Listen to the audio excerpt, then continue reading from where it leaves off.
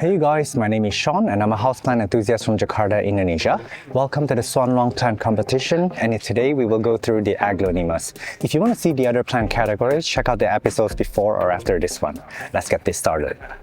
And just so you know, we'll be looking at some of these plants that are in the background. It might take a few minutes to get there, but I want to start with this classic green one. And this is interesting because if you look at the pattern here, it looks so much more like a Dieffenbachia than it does with an Aglaonema.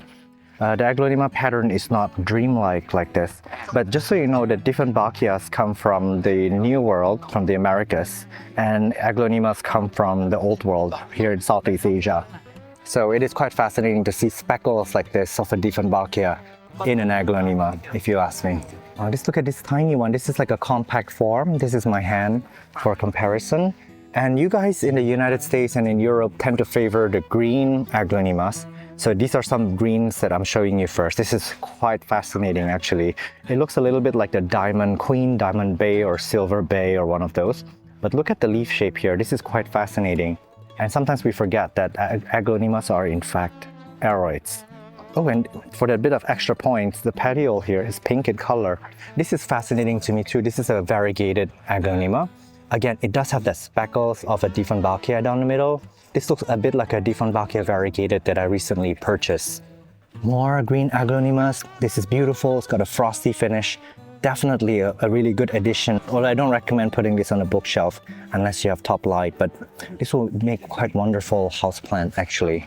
This is fascinating because it does look to me a lot like the Aglaonema pictum, except this one has a bit of a bowl shape, so it's quite fascinating how it looks, how the shape forms, but it does look like a pictum. This is so beautiful, you guys. I've not seen Aglaonemas like this before. That finish, that silver, is truly, truly fascinating. I think this is probably a kind of hybrid because I definitely see two characters in here. And this is actually a very beautiful Aglaonema. I've not seen anything like that. I would definitely pick it up if this was in my price range because this in fact looks a lot like a Scindapsus, doesn't it? This is really, really quite fascinating. A lot of people gravitate towards the colorful Aglaonemas, but I tend to like also the regular ones.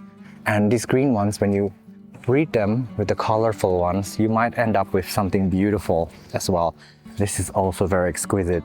Look at how solid that silver pattern is. And because they have such strong implication as a garden plant, but also as a house plant, when people come up with breeds like this that are timeless, classic, and can stand the test of time, this will have a lot of commercial value in the future. Whereas if you look at some of the showy ones, not a lot of us can actually grow them because they are harder to grow and they're not really for everyone. Whereas something like this, I can imagine every hotel lobby, every receptionist, every office tower can have this as a part of the landscape. So something like this for me is very, very, very, very sexy. Oh my God, will you look at this? This looks like a tricolor variegation.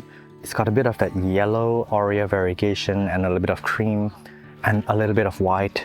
It's so beautiful, don't you think? Now, a lot of them have Thai names, so I don't know the English name for this, but the Aglaonema market here in Thailand, Indonesia, Philippines as well, but I think Thailand particularly, very competitive, and they're like 20 years ahead of the Western worlds.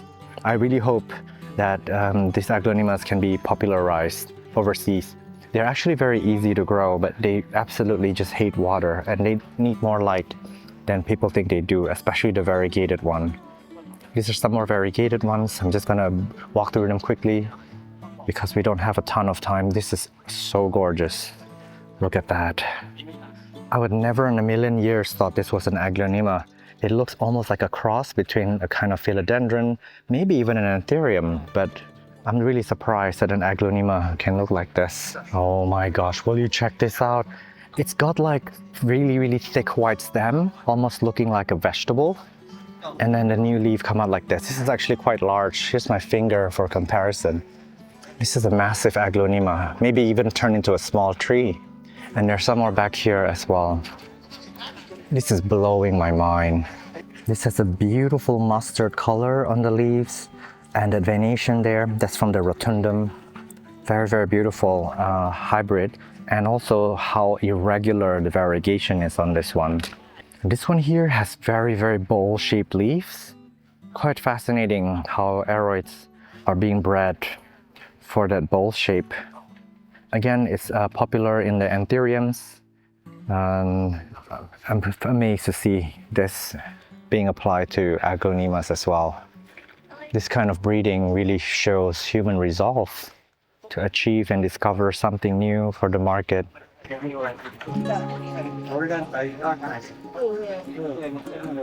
This one here as well looks like a Scindapsus leaf. Fascinating, as if you bred a Scindapsus with Aglaonema and a Dieffenbachia because of the thick stem. And oh my gosh, look at this one. This is so beautiful. That new leaf has a bit of a lighter, what do you even call it, speckles around the edge. And then the older leaves, they kind of dull into this.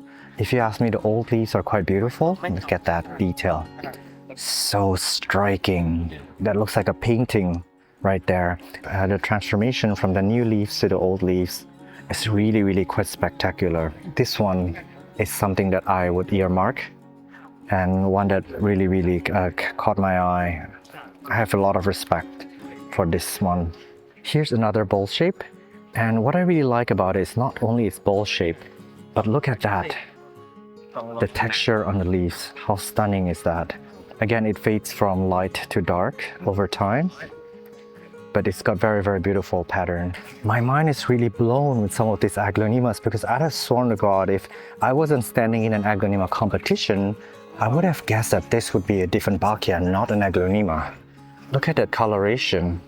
It's really blurred the lines between the different genus. And it would even blow my mind even more if someday they can crossbreed between the Dieffenbachia and the Aglaonema. I don't see how that's impossible because they look so similar in terms of characteristics. Oh, this is so stunning as well. It does look like a pictum tricolor if you look at it, but it's got something else in there. Wow, look at that. The emergent is beautiful, but then as they fade in time, that's so beautiful.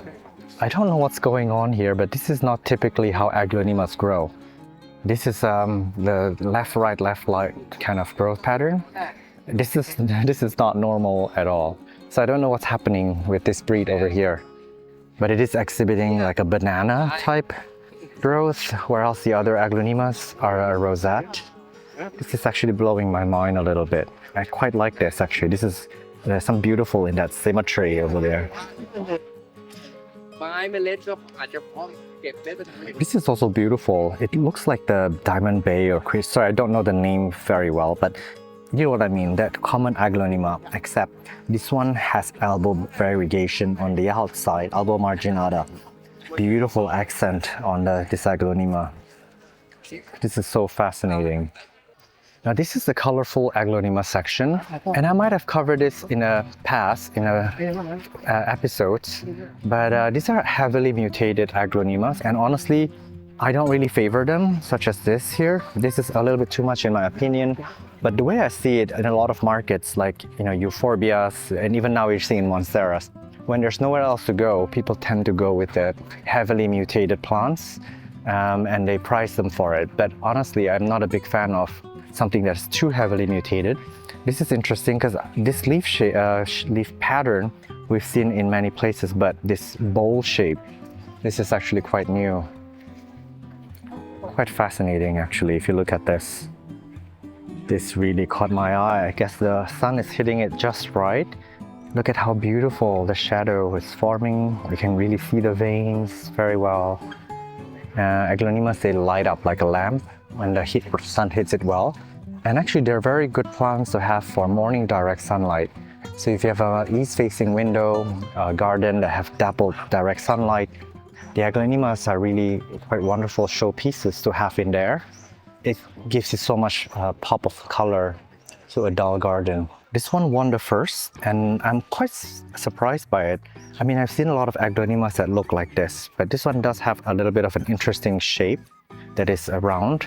But this color in Aglaonemas are classic, so nothing too fancy or crazy. I tend to favor Aglaonemas that has beautiful stripy veins like this, that is very dramatic. but everyone has their own cup of tea. Beauty is in the eye of the beholder, but I'm showing you number 1, 2, 3, and 4. And I don't know based on what category. I guess they might have color coded this, because if you see, these are all where the pink Aglaonemas lie, and the fuchsia and the reds are back there. This year won the 4th. And also I think a lot of these guys are seasoned players. They have all these competitions, not just the big ones. There are a lot of smaller Aglaonema competitions year round.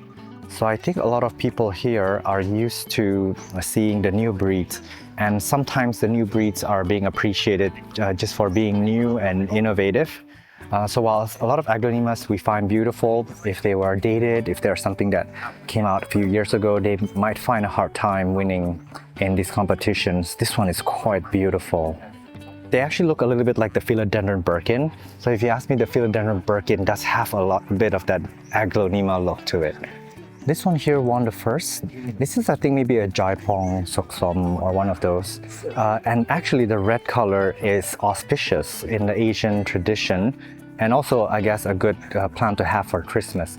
But I have to warn you one thing, Aglaonemas that are red in color are incredibly difficult to grow. I don't know why that is, but in my experience, and I also spoke to Mr. Surawit earlier, he said the Aglaonemas that has more reds in it, they are incredibly tough to grow. This one won 1st place in its category. Beautiful, beautiful leaves. I love how complex the colors are, but then somehow they fuse together beautifully. They complement each other very well. This is one that is really, really beautiful. And if you look at each leaf individually, they contain so much beauty in them. This is one that I've seen in shows quite often, but not at this size. So this is a pretty large one for it. Sorry, my shadow's in the way. But this is so incredibly ornate, you guys.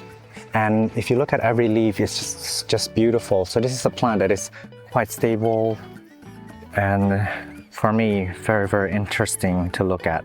And something tells me this is probably not a difficult one to grow. Some beautiful pinks. Now, a lot of Aglaonemas have this pink color, but this one won number 1 for some reason. So the panel of judges must have seen something in this one. But next to it, this is really fascinating because the red is concentrated down the center of the leaf. This is fascinating. This is the first time I've seen an Aglaonema like this. And I love that squiggly line between the green and the red. And something like this would be pretty interesting for Christmas and holiday seasons. Beautiful fuchsia color. We rarely see Aglaonemas with this coloration, but this is actually very, very beautiful. Very Valentine's. This is beautiful as well. It made rounds in the shows in a few years back, I think 2 years or 3 years in Indonesia. And I might have seen this in the other Thai shows. But I want to quickly show you the flowers. Look at that. Even the flower is variegated on this. And again, I love that rotundum stripes on the leaves. And that variegation just adds something extra to this one. A lot of these rarer Aglaonemas, they're actually quite difficult to grow, quite a challenge, especially if you grow them indoors. They do require very, very optimal conditions to grow. And when we buy them, I keep mentioning this, we buy them as a single tiny plant, but then over time they will grow into a rosette and they will put off offsets from the side and they become massive. So a lot of the Aglaonemas that we see like that one, that's years and years to grow that in very optimal condition. And for them to maintain that rosette shape, of course, you do need top light. This is actually very beautiful. You need top light for them to look beautiful like from the top like this. It's actually not easy at all. That one is here stunning. This is really, really something. Let me tell you this, because it does have that rotundum veins, except the veins are so red. The original veins are actually pink in color. And somehow the new leaves come up completely red, fading in time to become that. This is something to look forward to, except something like this, as I mentioned earlier, something red might be a challenge to grow, but this is beautiful. Look at that gradation over there. This one is one that I would keep an eye out for. Ooh, this one is so weird. I can't say that I like it, but that bit of red, do you see that?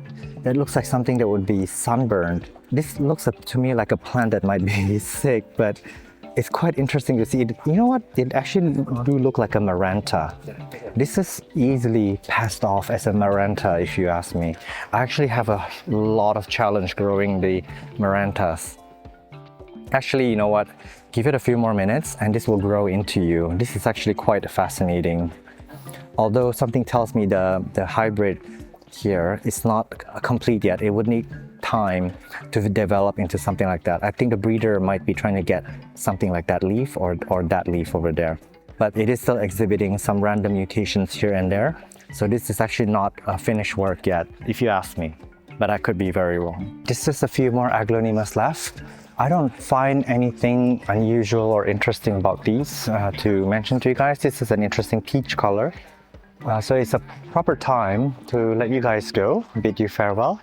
Again, check out the episode before this and the one after to see more interesting plants in different categories. And thank you again. I'll see you guys in the next one. Bye-bye. Thank you so much for watching this all the way to the very end, and thank you again Mike for sponsoring my trip to visit this spectacular show. This is one of the best competitions I've seen, and I'm amazed by just how down to earth the growers and breeders were. Their level of passion and dedication shows through in the competition. I've also found some interesting garden plants and rare cultivars in the market that were not present at other plant shows. Should you feel compelled to visit this show, there's plenty of time between now and the next one to make travel plans. The competition will be held on the 30th of November 2026, and international visitors get free entrance on the 30th of November if you show your passport. The market itself though runs until December the 8th. It is held annually at Suan Luang Rama 9 Park, Bangkok, Thailand. I will personally be there again this year, so maybe there's a chance we could meet up. Before you go, please put something in the comment section down below. Even if it's just an emoji, smash that like button and check to make sure that you are subscribed. This is so that we can win the YouTube algorithm together. If you wish to go above and beyond and contribute financially to the channel, for as small as a cup of coffee a month, you may join our Patreon at patreon.com/Sean from Onlyplants or right here on YouTube as a member. Simply make sure that you are subscribed first, and then you will see the join button next to my channel name. I want to thank existing members for supporting, and I will see you guys in the next one. Bye!